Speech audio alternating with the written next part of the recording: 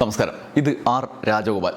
രാജ്യത്തെ മുൻനിര ഇംഗ്ലീഷ് പത്രങ്ങളിലൊന്നായ കൊൽക്കത്ത ആസ്ഥാനമായി പ്രസിദ്ധീകരിക്കുന്ന ദ ടെലഗ്രാഫിൻ്റെ എഡിറ്ററായിരുന്നു.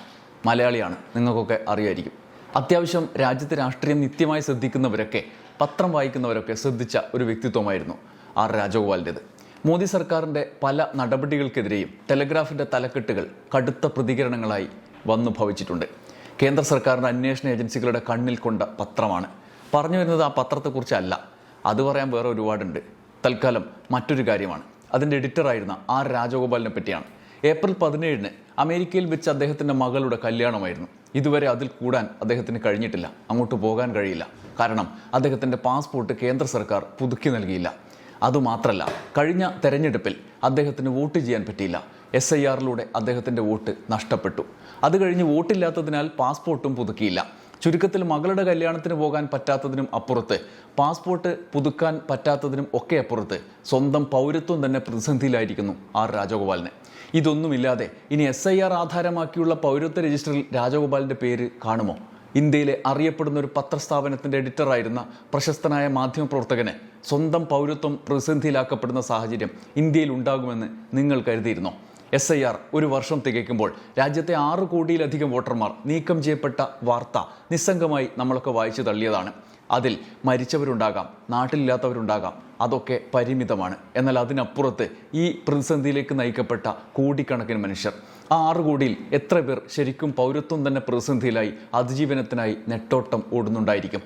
ആ രാജഗോപാലിനെ പോലൊരു പ്രശസ്തനായ പൗരന് പോലും ഇതാണ് ഗതിയെങ്കിൽ സാധാരണക്കാരനായ ഒരു ഗ്രാമീണൻ്റെ ഒക്കെ അവസ്ഥ ആലോചിച്ച് നോക്കൂ. 6 കോടിയിൽ ഭൂരിഭാഗം മനുഷ്യരുടെ ആശങ്കകൾ ആലോചിച്ച് നോക്കൂ. അത് മനസ്സിലാക്കാൻ കഴിഞ്ഞ നാളുകളിൽ ആർ രാജഗോപാൽ കടന്നുപോയിക്കൊണ്ടിരിക്കുന്ന അവസ്ഥ അറിഞ്ഞാൽ മതി. അദ്ദേഹം ദി എയ്ഡം എന്ന മാഗസിനിൽ എഴുതിയ ലേഖനത്തിൽ അത് വ്യക്തമായി പറഞ്ഞിട്ടുണ്ട്. ആ ലേഖനത്തിൻ്റെ മലയാള പരിഭാഷ നിങ്ങളും കൂടി കേൾക്കണം എന്ന് വെച്ചിട്ടാണ് ഈ വീഡിയോയിലൂടെ വന്നത്. അത് ഞാൻ വായിക്കാം. രാജഗോപാൽ എഴുതുന്നത് ഇങ്ങനെയാണ്: ഞാൻ ഒരിക്കൽ ഒരു എഡിറ്ററായിരുന്നു. ഇന്ന് ദശലക്ഷക്കണക്കിന് ഇന്ത്യക്കാരെ പോലെ വോട്ടില്ലാത്ത, പാസ്പോർട്ടില്ലാത്ത ഒരു ഫുട്ബോളിനെ പോലെയാണ് ഞാൻ എന്ന തലക്കെട്ടിലാണ് അദ്ദേഹം ആ കുറിപ്പ് ആരംഭിക്കുന്നത്. അദ്ദേഹം പറയുന്നു, ഈ വർഷം മാർച്ചിൽ കൊൽക്കത്തയിലെ ബാലിഗഞ്ച് നിയോജക മണ്ഡലത്തിലെ തെരഞ്ഞെടുപ്പ് പട്ടികയിൽ നിന്ന് എൻ്റെ പേര് മായ്ച്ചു കളഞ്ഞു.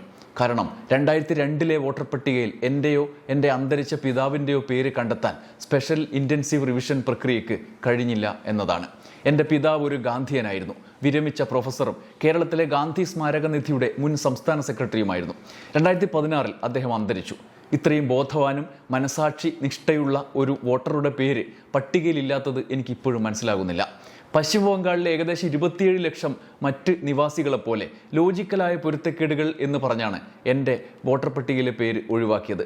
മെട്രിക്കുലേഷൻ സർട്ടിഫിക്കറ്റ് സമർപ്പിച്ചിട്ടും ഒരു കാരണവുമില്ലാതെ ഒഴിവാക്കപ്പെട്ടു. എൻ്റെ അപ്പീൽ ഇപ്പോൾ സുപ്രീം കോടതി നിർദ്ദേശപ്രകാരം രൂപീകരിച്ച ട്രിബ്യൂണലിന് മുന്നിലാണ്. ഇതിൻ്റെ ഫലമായി ഏറ്റവും ഒടുവിലത്തെ തെരഞ്ഞെടുപ്പിൽ എനിക്ക് വോട്ട് ചെയ്യാൻ കഴിഞ്ഞില്ല.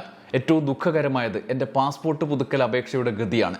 മാർച്ച് 19, 2026 ബയോമെട്രിക് പ്രക്രിയ പൂർത്തിയാക്കിയെങ്കിലും തെരഞ്ഞെടുപ്പ് പട്ടികയിൽ പേരില്ലാത്തതിനാൽ പോലീസ് വെരിഫിക്കേഷൻ ക്ലിയർ ചെയ്തിട്ടില്ല. നിരവധി ബദൽ രേഖകൾ സമർപ്പിച്ചിട്ടും അവ മതിയാകുന്നില്ലെന്നാണ് അറിയിച്ചത്. ഇന്നലെ, അതായത് ജൂൺ 27, ഈ വർഷം ജൂൺ 27 എൻ്റെ ബയോമെട്രിക് എടുത്ത് 100ാം ദിവസമാണ്. കഴിഞ്ഞ ആഴ്ച പാസ്പോർട്ട് ഓഫീസ് അധികൃതർ എന്നെ അറിയിച്ചത് കൊൽക്കത്ത പോലീസ് എൻ്റെ പേര് വോട്ടർ പട്ടികയിൽ നിന്ന് മായ്ച്ചതിനാൽ അഡ്വൈസ് റിപ്പോർട്ട് നൽകിയിരിക്കുന്നു എന്നാണ്. ഞാൻ റീജിയണൽ പാസ്പോർട്ട് ഓഫീസിൽ ഉടൻ ഹാജരാകണം എന്നവരാവശ്യപ്പെട്ടു. അപ്പോയിൻമെൻറ്റ് ചോദിച്ചപ്പോൾ ജൂലൈ 17, 2026 എന്ന തീയതിയാണ് നൽകിയത്. രണ്ടിനിടയിൽ കാലിഫോർണിയയിൽ ജേർണലിസ്റ്റായ എൻ്റെ മകളുടെ വിവാഹം സാൻ ഫ്രാൻസിസ്കോയിൽ നടന്നു. സജീവ പാസ്പോർട്ടില്ലാതെ ആ വിവാഹത്തിൽ പങ്കെടുക്കാൻ എനിക്ക് സാധിച്ചില്ല. ഒരു സാധുവായ 10 വർഷത്തെ അമേരിക്കൻ വിസ ഉണ്ടായിരുന്നിട്ട് പോലും. പ്രായോഗികമായി ഇപ്പോൾ എൻ്റെ പൗരത്വം പ്രതിസന്ധിയിലാണ്, അസ്ഥിരതയിലാണ്. അടുത്തിടെ സർക്കാർ പറഞ്ഞത് പാസ്പോർട്ട് പൗരത്വത്തിൻ്റെ തെളിവല്ല എന്നാണ്. എൻ്റെ ദിവസങ്ങൾ ഇപ്പോൾ കുടുംബരേഖകൾ പുനർനിർമ്മിക്കുന്നതിലും പഴയ ഡോക്യുമെൻറ്റുകൾ ശേഖരിക്കുന്നതിലുമാണ് ചെലവഴിക്കുന്നത്. എൻ്റെ ദിവസങ്ങൾ തുടങ്ങുന്നത് വോട്ടിംഗ് റൈറ്റ് അപ്പീലിൻ്റെ സ്റ്റാറ്റസ് ചെക്ക് ചെയ്തുകൊണ്ടാണ്.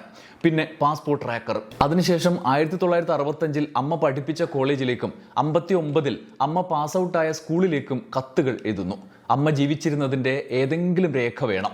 സ്കൂൾ സഹായകരമായിരുന്നു, പക്ഷേ കോളേജ് അല്ല. അതുപോലെ കേരളത്തിലെ മദ്യനിരോധന പ്രചാരണ പ്രവർത്തകരുമായി സംസാരിക്കുന്നു.